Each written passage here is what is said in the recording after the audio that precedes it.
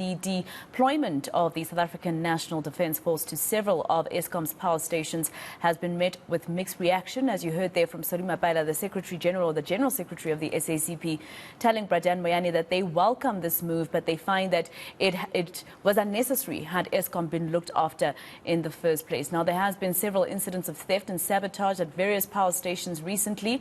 And of course, we know that from right now we are on stage 6 load shedding, and from tomorrow, I think at 5 a.m., we are at stage 5 load shedding, which really doesn't make a difference. So for some reaction, we're joined by Calvin Rafadi from the security service provider Bizz Tracers. Mr. Rafadi, thank you very much for your time. Do you think this was a step in the right direction to get the SANDF to go to Eskom to look after the state utility? Good day, Maseho. No, it's a blunder. I think that's a wrong move for the eNCA to deploy military SANDF in Eskom. Because, even in the military, you get categories whereby you get the troops, and obviously they've got their own engineers as well, which you remember like the other time when they had a problem with the dam, they brought some of the engineers and some of their artisans. So in the space, we're not sure what are they bringing, but from the looks of things, they're saying they're bringing 10 guards to each and every power station to look after the power station. The situation at Eskom, they've diagnosed it so wrongfully because of it's far more complex than what they think, and for them to deploy the military, because they were first supposed to declare Eskom as a state of disaster before unleashing the military, for instance. Yeah. So to me, I think this is one of the moves where they want to privatize Eskom, and they're diagnosing it very, very wrongfully. Don't you think this was in a desperate move? Because, I mean, I can give you an example of the fact that the SAPS has tried to look after these power stations, namely Midubi, Majuba, Camden, Tutuga, Grootvlei. Those are very problematic power stations where generating units are tripping every day. There's also that court case, you might remember, Mr. Rafadi, of that man who admitted in court that he actually sabotaged some of the power stations so that the company he works for could keep getting contracts to fix these power stations. So don't you think this was probably an act of desperation to try and see if they can assist? I mean, we're on stage 6 load shedding during the festive season. No, it's a reckless move. Actually, we call it a public stunt, because what quantified them are they sitting with forensic reports that emanates that there is a crisis, and where does the crisis derive from? Like I always say, Eskom is a business. So in a business you want what we call business intelligence. You need to deal with quality management system, whereby you understand that, okay, this is a business, it's revenue driven. Check on the employees, how they are performing. Look, you can have the best engineers in Eskom, but if their tools of trades or their conveyor belts are cut by outsiders or even other employees sabotaging one another, I mean, we'll still be sitting with this particular problem. The last time we checked at Eskom, they were flying drones. Where's the report? What does the drone say?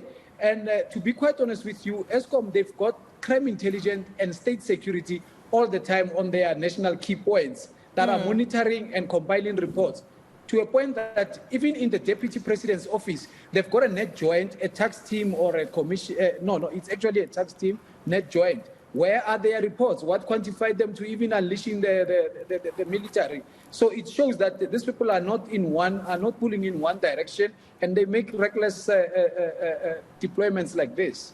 And they did say in their statement that the exact nature of the deployment would still be discussed, or would still be let known. But obviously a lot of South Africans are thinking it's because of all the sabotage that they've been saying has also contributed to how badly we've been experiencing load shedding lately. So, Mr. Rafadi, what would you have advised them to do, particularly when it comes to the sabotage? We've seen court cases, for instance, play out in court, and like I said, with people admitting that they themselves were part of the sabotaging of our power stations. What would you have, advised them to do, if not send the SANDF there?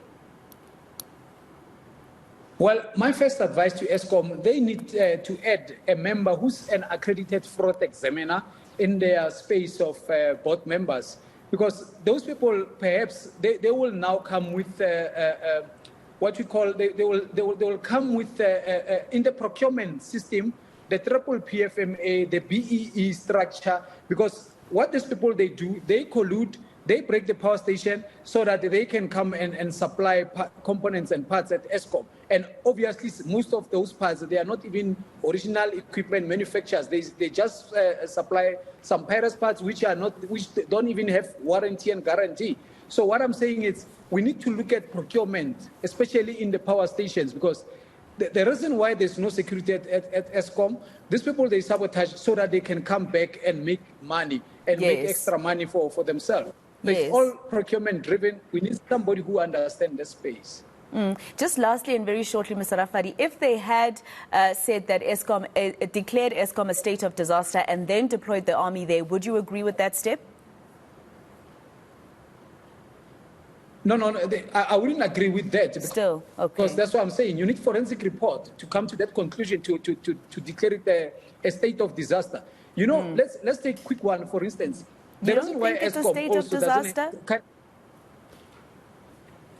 If it's a state of disaster, obviously you can deploy the military, but they mustn't come to that point. If they gather all the reports from the net joint under the deputy president, from public works under Minister Godin, and the forensic, Eskom has got its own forensic team inside Eskom, and from the security management, they can come up with a solution to deal with these particular power stations. Mr. Rafadi, thank you so much for speaking to us and letting us know exactly what you think. So basically, I think if I got you correctly, you're saying there were steps that they needed to take for them to get to this drastic conclusion. And until they were able to prove to themselves that they needed the SANDF there, it was premature. Thank you very much for speaking to us.